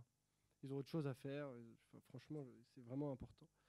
La définition de la démocratie, moi j'ai une très classique, hein. Moi c'est le pouvoir par le peuple et pour le peuple, hein. C'est aussi simple que ça. Et je crois que la seule façon aujourd'hui de la faire revivre, vraiment, ça va passer beaucoup par le local.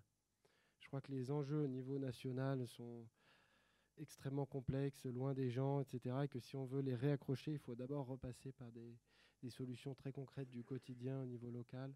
Et encore une fois, j'insiste sur cette gymnastique. C'est-à-dire que la démocratie, c'est comme un petit exercice le matin, quoi. Au début, c'est très douloureux, c'est embêtant, etc. Puis progressivement, ça devient normal. Et on a perdu cette habitude, on a perdu cette gymnastique, que ce soit dans l'organisation politique, mais aussi dans les entreprises, quoi. On a perdu cette habitude-là. Comment ? Et donc, en fait, il faut qu'on arrive à reprendre cette habitude tous ensemble, à reprendre le pouvoir. Je fais écho avec la longue question de Monsieur au fond, mais vraiment, tout est bon à prendre. Poussez dans le parti ici, poussez partout, reprenez le pouvoir. Et vraiment, je veux dire, la seule limite, c'est vous. Hein. Quand on a lancé l'initiative pour faire cette convention, les grincheux nous disaient ça sert à rien, ça n'aboutira jamais. Les choses se font. Donc, au niveau local, allez-y. Dans les municipales, allez-y. Et voilà, il faut se lancer et il faut le faire bien. Ouais. Alors, ma définition, ce serait effectivement le pouvoir du peuple, par le peuple et pour le peuple. Mais j'y ajouterais aussi les valeurs, et notamment la déclaration des droits de l'homme, en fait. Hein. Donc, c'est absolument essentiel. Sinon, effectivement, quand on est sur cette première définition, on peut être dans des dérives populistes qu'on évite un maximum par le droit, et notamment par le respect de la déclaration des droits de l'homme, et donc la question des juges, etc. Et de la vivacité également démocratique, de la vie associative, la liberté d'expression et la diversité des opinions. Voilà. Si tu me permets, une dernière chose que je veux dire que j'ai oublié qui est très importante, parce que on nous fait tout le temps cette réflexion quand on parle justement de renouveau démocratique, etc. On nous sort les arguments, mais si vous mettez un référendum, la peine de mort va revenir, etc. Ce genre de choses. Non, c'est pas du tout pour répondre à toi. Hein. C'est vraiment parce que là, j'y pense et c'est quelque chose que j'ai oublié de dire. Je vous assure, à partir du moment où on a peur de la population et de la démocratie, on la perd. Et qu'on doit être systématiquement animé par cette confiance-là. Parce que si on commence à entrer en posture de résistance, c'est là où on la perd. Voilà. Après, mais ça ce serait un autre débat. Je pense que le pari, c'est de réussir ces exercices comme celui de la Convention, pas simplement sur des questions locales, mais aussi sur des questions nationales. Parce qu'il y a des grandes questions qui nous animent tous, les lois bioéthiques, les sujets des retraites, qui font qu'on va devoir aussi organiser ces nouvelles formes de consultation ou de démocratie pour pouvoir ensuite prendre une décision. Donc comment est-ce qu'on fait cohabiter ? Je pense que ce n'est pas simplement au niveau local où ça peut sembler évident sur des projets, des grands projets, mais c'est aussi sur des grandes questions nationales parce qu'elles ont un impact énorme et sur le quotidien et sur la vie de chacun.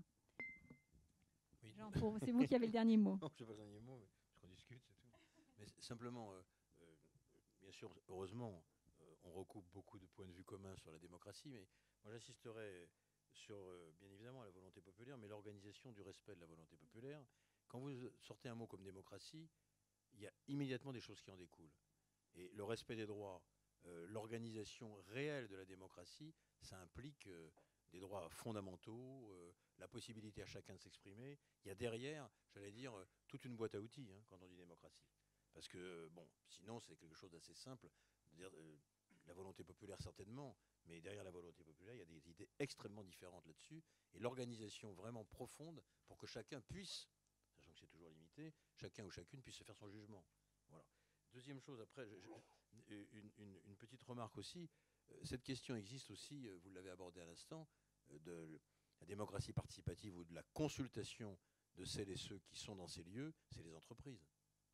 Il y a un progrès considérable à faire. Alors, d'ailleurs, le mouvement syndical, ça ne vous a pas échappé. Le mouvement syndical là-dessus est coupé en deux. Vous avez vu qu'il y a des syndicats réformistes et d'autres qui ne le sont pas. Vous l'avez vu.